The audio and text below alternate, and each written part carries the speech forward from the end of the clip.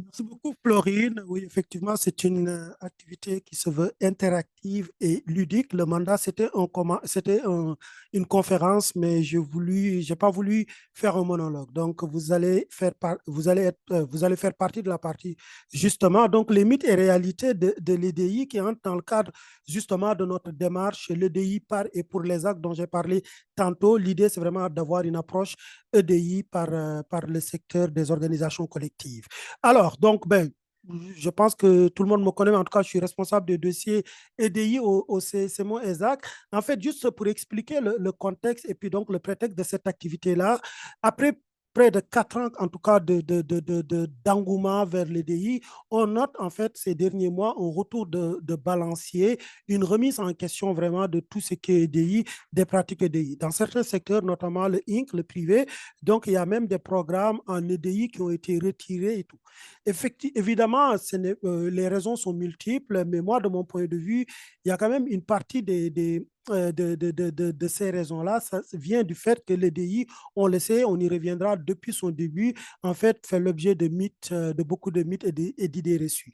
Et souvent, on se base sur ces mythes-là, justement, pour porter un coup à l'EDI. Donc, cette activité aujourd'hui, l'objectif, en fait, en se basant sur la recherche, la pratique, les faits, puis donc des chiffres aussi. En fait, l'objectif, c'est toujours de vulgariser l'EDI, mais aussi de déconstruire des mythes et des idées reçues tout en l'abordant dans une perspective, évidemment, de l'ESAC.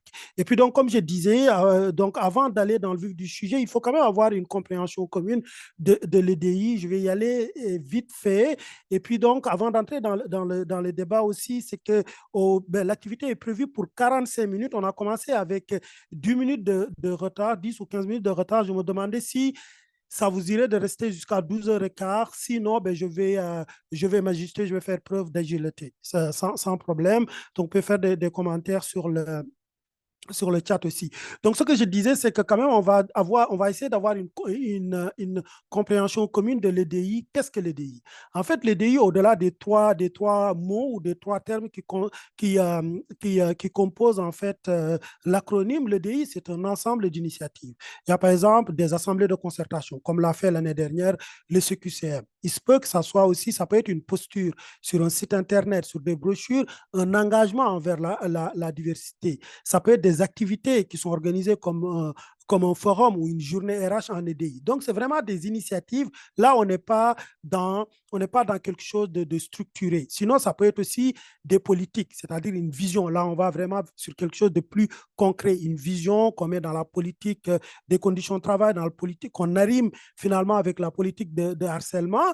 Et quand c'est plus, en fait, vraiment concret et plus soutenu et que ça prend plus de valeur dans l'organisation, c'est des plans d'action et des pratiques. Dans un autre niveau, pour parler économie sociale sur une autre échelle, ben, l'EDI, c'est des programmes et des lois. Souvent, ces programmes-là, ces lois-là, c'est les bailleurs de fonds ou les États qui les mettent en place. C'est comme, par exemple, le défi 50-30, ben, auquel nos partenaires du CQCM ont fait partie, donc le défi 50-30 du ministère, non, du gouvernement fédéral, ou des lois telles que la loi d'accès à l'égalité en emploi au Québec, du Québec. Donc maintenant, c'est quoi l'objectif de tout ça? Ben, en fait, l'objectif, c'est de reconnaître la situation défavorable de personnes appartenant à ce qu'on appelle des groupes sociaux vulnérables, sous-représentés ou en quête d'équité. OK, ben, les groupes, c'est quand même assez élastique. On sait d'où ça commence, mais on ne sait pas d'où ça finit. Tant la diversité, si on le prend dans un sens plus large, quand même, est très exhaustive. Mais en tout cas, la loi reconnaît six groupes, les femmes, les personnes handicapées, les minorités visibles, les minorités ethniques et puis les Premières Nations. Donc, c'est un cas assez particulier. Et donc, c'est ces groupes-là qu'on reconnaît comme groupe donc, vulnérables en quête d'équité et pour lesquels, en fait, il faut adapter les programmes, les milieux de travail. Et l'objectif ultime de l'EDI, c'est la justice sociale. On y reviendra.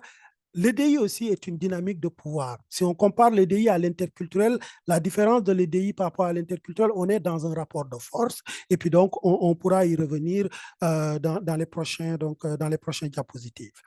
Alors, donc, des concepts clés, je vais y aller vraiment, je vais choisir 3 ou 4 concepts. Il y a des concepts sur lesquels je reviendrai. La diversité. La diversité, en fait, c'est le spectre des différences dans toute leur latitude. Et je vous renvoie à l'article 10 de la Charte québécoise des droits et libertés, où on va définir vraiment en fait,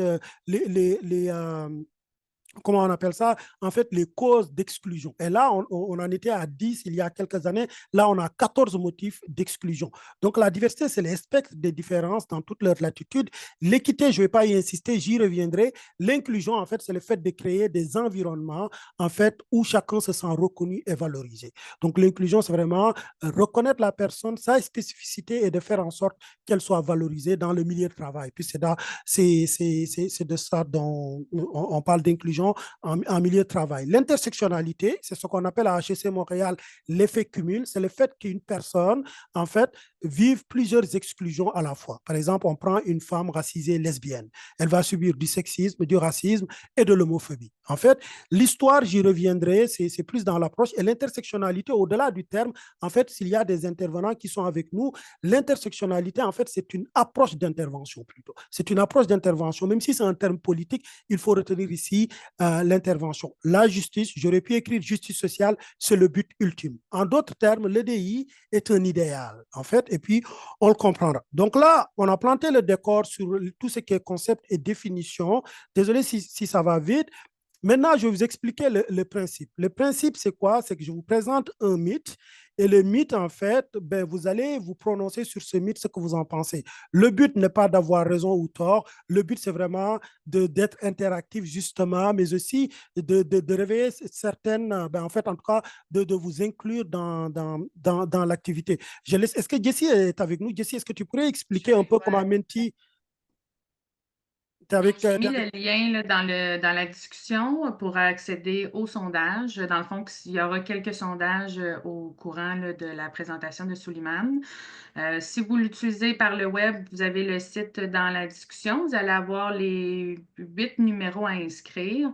Sinon, Suleiman va changer de diapositive et vous allez voir un code QR qu'on vous invite. Ce serait beaucoup plus facile pour vous d'utiliser l'appareil photo de votre téléphone pour en fait, transmettre votre réponse au sondage. À titre informatif, quand vous aurez répondu au sondage, vous allez avoir sur votre téléphone, surtout là, la version web, je ne sais pas si ça fonctionne exactement de la même façon, mais vous aurez un message qui dit que le sondage est en attente du présentateur. Donc, ça, c'est normal. Pour faciliter l'exercice, on vous invite à rester sur cette page-là. Puis à chaque fois que Suleiman va vous poser une question, on va réactiver Mentimeter et la question va s'afficher dans votre téléphone. Donc, je vous invite à utiliser la caméra de votre téléphone pour répondre Par contre, le à la premier question. numéro que tu as mis, c'est pas la question qui est affichée de Suleiman, là. Ça a affiché diversité, inclusion signifie harmonie et non EDI est un effet de mode. Ah, OK, ben, j'ai pris celle-là sur la présentation. Attendez, je vais prendre, on va-tu Mais ici? Suleiman, si tu veux déjà aller à cette diapositive-là, tu as déjà eu beaucoup de réponses. OK, parfait. Donc, ben, en fait, je Ah, vais quand OK, même c'est comme pas aller. la première. OK. Ta première question, Slimane, c'est diversité, inclusion signifie harmonie, oui ou non? Ah, OK, c'est ça la première question. OK. Donc, ben, Fait que là, il faudrait que tu. je vais juste aller. Ça, c'est la dernière question en principe, mais bon, c'est la technologie. On va y aller. Ça doit être la dernière question. En fait, le but, c'est en fait diversité, inclusion. OK. Donc, signifie, est-ce que, bon, ça change rien? Diversité, inclusion, signifie-t-il harmonie, en fait? Et puis là, je vois 13, 8 et 20 non. En fait, diversité, inclusion, ben, j'ai 15 oui. On va attendre encore un peu. Est-ce que j'ai tout le monde? Oui, 16 oui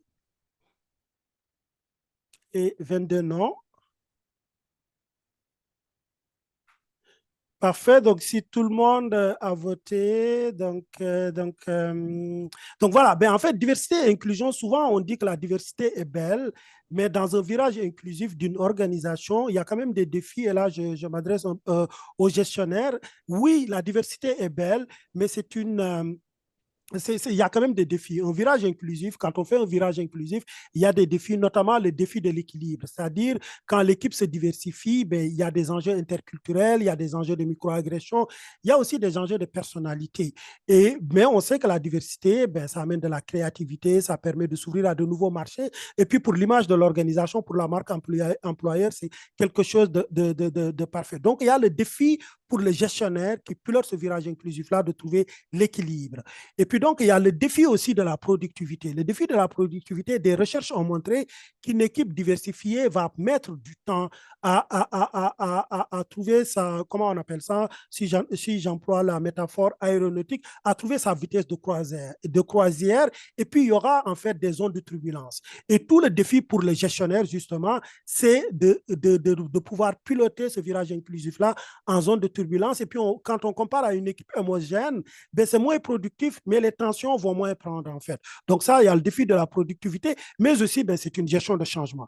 Le virage inclusif, l'EDI, c'est une gestion de changement qui vient avec donc des défis, mais après, on va atteindre donc cette vitesse on va atteindre donc l'équilibre. Donc, en d'autres mots, l'EDI, en fait, le virage inclusif n'est pas un, comment on appelle ça, c'est pas que quelque chose, un long fleuve tranquille. Il y a des défis, il y a des défis et justement connaître ces défis-là nous permettront justement d'anticiper en fait les enjeux, d'anticiper en fait d'anticiper en fait les problèmes qui peuvent arriver. Et à ce propos, je vous envoie à notre nouvelle formation, en fait le quatrième module du parcours de formation, le leadership inclusif que j'aurai le plaisir d'animer avec Alexandra dans les webinaires RH. Donc, on est à quel... Est-ce qu'on a cette question-là? L'EDI est un effet de mode? La deuxième question, donc, tu peux y aller. Je ne t'entends pas, Jessie. Est-ce que tu penses que tu peux réinitialiser les tests que tu as faits hier? Parce qu'en en fond, on arrive à la fin de ton Mentimeter. Fait que j'ai l'impression que c'est à cause de ça qu'on ne tombe pas sur la bonne question. OK, donc je vais juste retourner ici. Donc, ça, je n'aurais pas Je sais pas si c'est aimé. facile pour toi, sinon on va y aller Ouais, ça dans devrait le être chat. facile. Donc, je vais juste faire comme ça. Là, j'ai tout réinitialisé. Et puis, donc là, ce que je vais faire, c'est juste, je vais départager l'écran. Au pire, on va en faire deux ou trois là. L'idée, c'est vraiment d'être interactif. Donc là, je vais juste fermer le PowerPoint déjà. Je vais juste arrêter tout ça. C'est la technologie.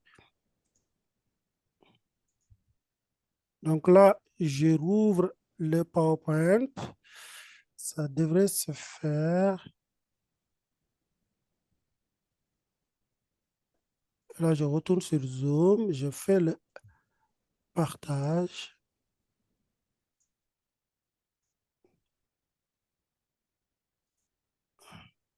Donc là, je suis en mode diaporama. Et puis donc là, j'ai tout réinitialisé. Est-ce que vous avez cette question-là? L'EDI est une...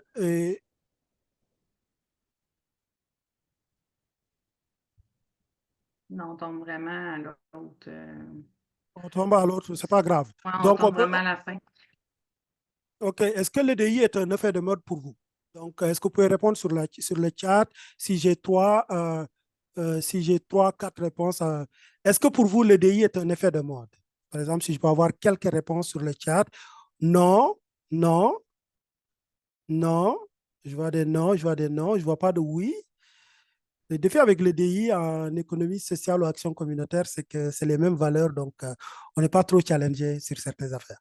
Alors, donc, le DI, évidemment, n'est pas un effet de mode, si je peux aller vite, parce qu'on est pris par le temps. En fait, le DI, pour comprendre pourquoi cette question-là, parce que quand le DI est revenu sur le devant de la scène il y a 4-5 ans, certains disaient, de toute façon, c'est un effet de mode, ça va mourir de sa belle mort. Et là, le contexte dans lequel on se trouve, certains même publient des articles, non, le DI n'est pas mort. En fait, il faut comprendre que l'EDI remonte à la guerre de sécession américaine. Et l'EDI, pourquoi dire ça? L'EDI a une origine ethnoculturelle et raciale. Ça, c'est important de le dire. Partout où on doit faire l'EDI, on doit considérer cet axe-là. Mais l'EDI, dès son début, un an après, l'EDI a été remise en question et ça va prendre pratiquement un siècle avec le mouvement des droits civiques dans les années 80. Là encore, un axe ethnoculturel, c'est très important. Mais qu'est-ce qui va donner corps à l'EDI? Le mouvement féministe. Et c'est le mouvement féministe des années 60 qui va donner corps donc à l'EDI. Et l'EDI va être remise en question dans les années 80 avec les Black Panthers et donc tout ce qui est donc le FBI. Mais l'EDI va résister. Et donc dans les années 20, l'EDI va revenir avec la grande force et devinez quoi? Du côté ethnoculturel avec George Floyd, mais avec aussi le mouvement MeToo. Donc la race, l'ethnoculturel et le genre, en fait, le mouvement féministe, sont vraiment les marqueurs, sont vraiment, comment on appelle ça, le socle de l'EDI. Évidemment, on ne va pas remettre en question les autres diversités, mais c'est les deux marqueurs de l'EDI. Et donc, c'est pourquoi l'EDI revient sur le devant de la scène grâce donc, grâce en tout cas du fait de MeToo et de Black Lives Matter. Et puis donc, on parle des pensionnats autochtones. Donc, l'ethnoculturel est toujours présent. Pourquoi cela? En fait, l'EDI n'est pas un effet de mode. Ce qu'on note dans l'EDI, c'est que il y a toujours des évolutions, il y a toujours des évolutions, des allers-retours, mais à chaque étape de l'EDI, il y a un gain.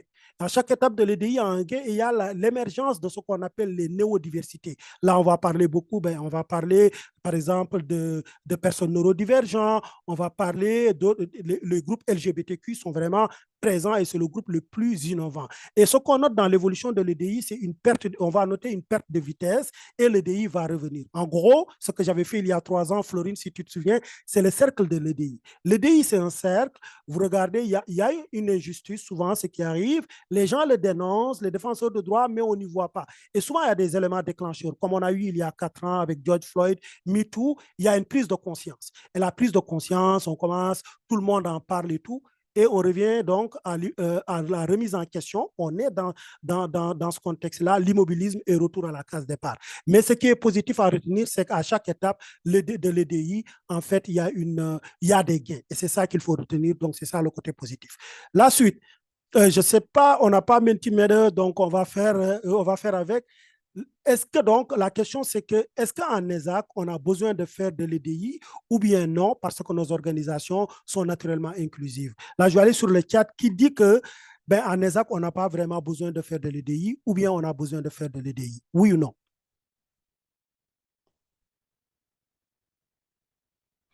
Mais si certaines questions tentent de nous faire croire, mais il faut, je lis juste certains commentaires, mais il ne faut pas le croire, que ce soit un effet de mode. En effet, ce n'est pas un effet de mode et c'est important de le dire. Tant mieux si ça gagne en popularité. Donc, je lis. Et puis, donc, la question, donc, oui, on a besoin de faire de l'EDI.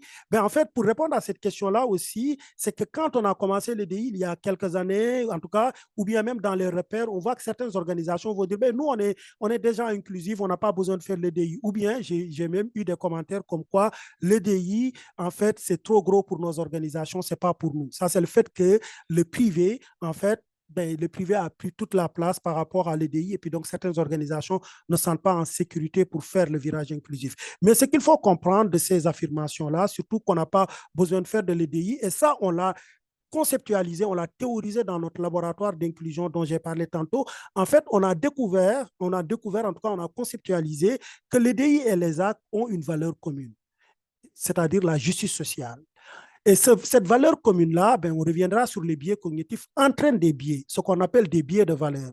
Puisque nous, on est naturellement inclusif, pour nous, finalement, on n'a pas besoin de l'EDI et ça amène des angles morts. Des angles morts, en fait, ce qu'on appelle des biais d'angle mort. Et c'est ça qui explique ces affirmations-là, souvent qu'on n'a pas besoin de faire de l'EDI. Ce n'est pas généralisé, mais c'est des choses qu'on retrouve. La suite, c'est en lien avec ça. L'EDI est essentiellement une question de gestion des ressources humaines. Qui dit oui, qui dit non. C'est en lien avec tantôt ce qu'on a vu. Je vais voir le chat encore. Est-ce que l'EDI, oui, il faut faire de l'EDI, il y en a plein, effectivement. Est-ce que l'EDI est essentiellement une question de gestion des ressources humaines? Pas d'accord. Oui, je vois pas d'accord. Non. Non de tous. Non. Non. Je vois que des noms et c'est ça, en fait. c'est plus large que la gestion des ressources humaines. Effectivement, c'est plus large que la gestion des ressources humaines, mais le défi pour les organisations de l'ESAC, il y a encore 4 ans, et ce qu'on a vu, c'est qu'on nous disait, mais par où commencer? Comment faire de l'EDI? Et là, en fait, ce qu'on a noté encore une fois pour certaines organisations, c'est que le fait que certaines grandes organisations, certaines grandes entreprises mettent beaucoup l'accent sur la question de la gestion des ressources humaines, des organisations de l'ESAC faisaient déjà de l'EDI, l'avaient dans le radar, mais avaient du mal à le conceptualiser. Donc, il y a d'autres dimensions justement et leviers de l'EDI, telles que la gouvernance, telles que l'accessibilité, la participation citoyenne ou bien le territoire. Tout ça pour dire que pour une organisation de l'ESAC, on n'est pas obligé juste de mettre l'accent sur la gestion des ressources humaines. Et que des fois, dans leur virage inclusif ou dans leur pratique, ils font déjà de l'EDI, mais ils ont du mal à le documenter, à le conceptualiser. Et je pense que Linda pourra les aider par rapport à l'impact social. Mais ce qu'il faut noter, c'est qu'il y a d'autres dimensions de l'EDI et ces dimensions-là peuvent être ressorties. Et dans les formations qu'on donne, on amène les organisations justement ou les participants à identifier non seulement ces dimensions-là, à ressortir comment ils le font. Et là, je vous renvoie à l'étude qui est sortie par le Sherpa, qui a été, je pense, financée, en tout cas accompagnée par le Centre du Grand Montréal. Moi, j'ai vu, j'étais là lors de la publication des résultats, et ce qui ressortait, c'est que toutes les organisations qui témoignaient se sont en fait appuyées sur leurs valeurs sûres. Par exemple, une organisation de famille va aller chercher des dimensions liées à la famille, à la conception de la famille. Une organisation, par exemple, je ne sais plus c'était quoi, une organisation, je pense, qui travaillait sur le loisir, avait parlé, par exemple, des enfants par rapport à quand on parle, par exemple, comment on appelle ça, à Noël, quand on parle d'amener comment on appelle ça, j'oublie le terme, mais par rapport en tout cas aux enfants, comment inclure, comment avoir une approche, en tout cas une dimension qui va cibler les enfants. Donc, en d'autres mots, ce qui est important, c'est que pour une organisation de l'ESAC, on peut aller au-delà de la dimension de gestion des ressources humaines pour faire de l'EDI. Et là, je ne pourrais pas entrer dans les détails, mais dans notre parcours de formation, on pourra vous outiller davantage. Alors, donc, maintenant, on va rentrer sur un des gros morceaux. Quand on vous parle d'équité, à quoi pensez-vous? Le mot équité vous renvoie à quoi? Vous pouvez le marquer sur le chat. Ça vous renvoie à quoi? Juste, parfait. Le mot équité renvoie à quoi? Quand vous entendez ce mot-là, vous pensez à quoi? Justice. Je vois justice sociale, égalité des chances, partage de pouvoir, ressources selon les besoins. C'est ça qui est intéressant quand on fait ces formations-là en ESAC, le fait qu'il y ait les valeurs communes, les idées reçues ne sortent pas tant que ça, surtout après. Mais il y a en fait une idée reçue qui circule beaucoup, que l'équité est une discrimination à l'envers, notamment à l'égard des hommes blancs. En fait, ça, c'est une idée reçue parce que l'équité, en fait, remplace le concept de comment il le disait, des quotas. Les quotas n'avaient pas eu bonne presse, donc on emploie beaucoup l'équité, mais pour remettre en question l'EDI, on s'attaque encore à l'équité. En fait, cette image-là, regardez cette image-là, on veut en fait les traiter avec équité, et puis donc le critère, c'est qu'ils vont monter sur l'arbre. Donc, en principe, c'est équitable, mais tout le monde n'a pas les mêmes attributs. Et quand on revient à des chiffres, regardez ces chiffres-là, pour parler d'équité, pour justifier pourquoi il faut de l'équité, les personnes en situation de handicap enregistrent un écart salarial de 21,4%. Je pense, les femmes n'occupent que 24% des sièges de conseil d'administration au Canada, mais je pense qu'au Québec, c'est 60% des diplômés universitaires. En moyenne, pour nos amis qui sont dans les coop, seuls 6,7% des sièges dans les coopératives sont occupés par des personnes issues des groupes sous-représentés. Et au Québec, 60% des personnes racisées ont moins de chances, ont 60% moins de chances d'être appelées en entrevue. Donc, quand on voit ces chiffres-là, ce n'est pas qu'une question, souvent qu'on dit, ce n'est pas qu'une question de chance, où il y a des obstacles systémiques. Et ces obstacles systémiques-là, c'est ça qui justifie en fait des politiques d'équité pour en fait rattraper en fait pour en fait rattraper des avantages historiques. Parce que quand on analyse davantage les DI, ce qu'on voit quand on analyse les groupes, c'est que les désavantages sont historiques. Quand on prend l'exemple des femmes et l'équité salariale, on va voir que dans les emplois à dominance féminin, ben les salaires sont plus bas, alors que les emplois à dominance masculin, par exemple la construction, ben, les salaires vont être plus élevés. Et souvent, c'est des biais, c'est historique. Quand on prend les Premières Nations, par exemple, l'accès à des formations, à des emplois, on voit que c'est un construit historique qui date des siècles. Et des politiques équitables, ce n'est pas fait pour discriminer ou pour avantager certains groupes, mais c'est fait pour en fait rattraper ces retards historiques-là, ces inégalités historiques-là. Et regardez, ben, je remercie Nisrine, je pense qu'elle est là, c'est elle qui m'a passé cette image, Nisrine du RSCMO. Regardez l'équité. Par exemple, l'équité, on donne la même dose de soleil aux différentes plantes, mais elles n'en ont pas toutes besoin. Donc pour l'égalité. Maintenant, pour l'équité, ben, on adapte la dose de soleil aux besoins de chaque plante, en fait. Et c'est comme ça qu'on comprend l'équité, c'est comme ça qu'il faut le comprendre pour déconstruire, en fait, parce que souvent, quand on attaque l'EDI, on va l'attaquer sur le concept donc d'équité en disant que c'est de la discrimination à l'envers. Alors, un autre mythe, l'EDI est une question morale et éthique. Qui est d'accord, qui n'est pas d'accord? L'EDI est-elle une question morale et éthique? Je vais regarder, donc il nous reste une vingtaine de minutes. L'EDI est-elle une question morale et éthique? Oui, pas seulement. Oui, oui, je vois des oui. J'aimerais bien pour la personne qui dit pas seulement qu'il me dise, qu'elle dise c'est quoi d'autre. Entre autres, oui, j'aime ça. C'est une responsabilité partagée, davantage une question donc. Oui, mais atterrir en pratique, oui, atterrir en pratique et en concret, c'est aussi une valeur, j'aime ça. C'est une responsabilité partagée, donc c'est davantage une responsabilité partagée, une question de conscience. Oui, en pratique, c'est aussi une valeur. En fait, l'EDI, effectivement, l'EDI est une question éthique, morale et émotionnelle, mais aussi politique. Mais l'EDI s'est surtout imposé pour des raisons économiques. Et c'est pourquoi les grandes structures ben, mettent surtout du côté de la finance ou des multinationales. Regardez ces chiffres-là encore, c'est des chiffres qui sortent du guide du CSMO, commerce de détail. En fait, en chiffres, l'EDI, par exemple, juste quand on regarde au niveau du taux de rétention, c'est 5,2%, alors qu'on sait qu'en ESAC, Odette me disait qu'en ESAC, le taux de roulement est de 30%. C'est élevé, mais aussi on voit qu'au niveau de la productivité, c'est 26%.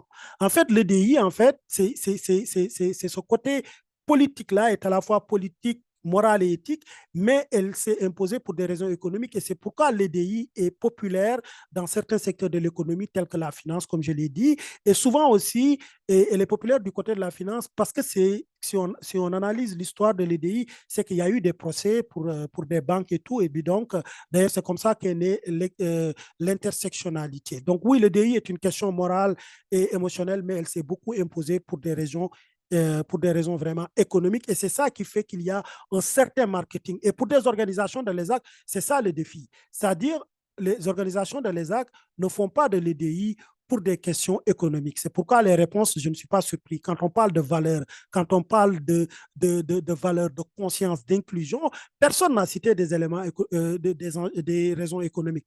Si j'avais un public de financiers ou un public d'informaticiens, ils allaient tous me sortir l'enjeu économique, en fait, la dimension économique de la chose.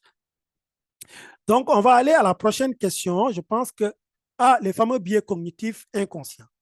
Pour vous, est-ce que les biais cognitifs sont tous négatifs? Déjà, on va commencer par cette question-là. Est-ce que les biais cognitifs sont tous négatifs?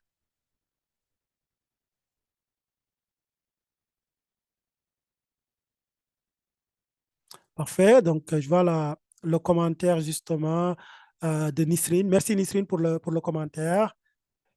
Donc là, est-ce que les biais, pas tous, mais ils nous sont, alors je vais voir les réponses concernant. Donc, tous les biais inconscients ne sont pas tous négatifs, mais ils nous jouent des tours. J'aime cette réponse-là de Dan Goupil. Autre chose, autre réponse, non, non, je ne suis pas surpris en exact. On va passer à la deuxième sous-question. Les personnes issues de groupes sous-représentés ou en quête d'équité n'ont pas de biais cognitif. Est-ce vrai pour vous ou faux? Qu'en pensez-vous? Est-ce que les personnes issues de groupes sous-représentés n'ont pas de biais cognitif? Je vais voir les réponses. Faux. Essayons de les rendre conscients. Alors, faux, faux. Bon, en même temps, je ne suis pas surpris. Les biais cognitifs, en fait, souvent, dans des politiques ou des pratiques organisationnelles inclusives, si on s'ouvre à ces groupes-là, par exemple, les personnes racisées, ben, automatiquement, pour les gestionnaires, ben, on part du principe, puisque c'est des personnes qui appartiennent à des groupes sous-représentés, peut-être qu'on ne prend pas beaucoup en compte de leurs biais. Alors que les biais cognitifs, c'est universel, c'est naturel. En fait, parce que c'est des raccourcis mentaux. Et regardez ce schéma-là, c'est des stéréotypes et des préjugés, mais c'est surtout ici que je vais vous amener. En fait, ce qui se passe chez l'humain, peu importe sa culture, peu importe sa condition sociale, c'est que l'humain reçoit des milliers ou des millions d'informations par jour. Mais l'humain, le cerveau n'a pas la capacité de traiter toutes ces informations-là. Il n'a la capacité de traiter que 5% des informations. Donc, qu'est-ce qui se passe? On fait de la catégorisation sociale, on crée des schèmes mentaux et des préjugés. Et donc, c'est ça qui amène les biais cognitifs. Donc, tout le monde en a. L'enjeu, c'est quoi? C'est surtout quand on se retrouve dans des situations de majorité-minorité.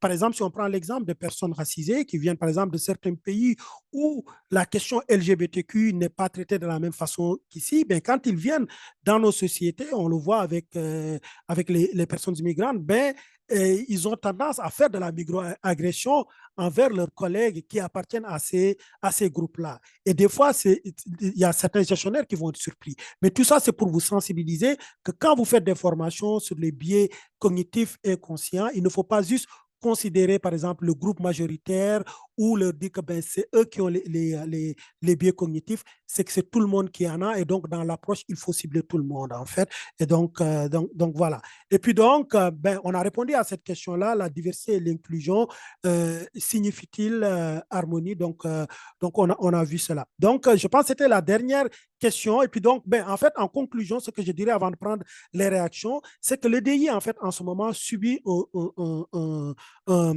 retour de balancier, une remise en question qui est tout à fait logique. Et on le sait que ça allait arriver. Il y a 3 ans, Florine, quand j'avais animé le webinaire, je l'avais déjà dit que dans les prochaines années, il y aura une remise en question.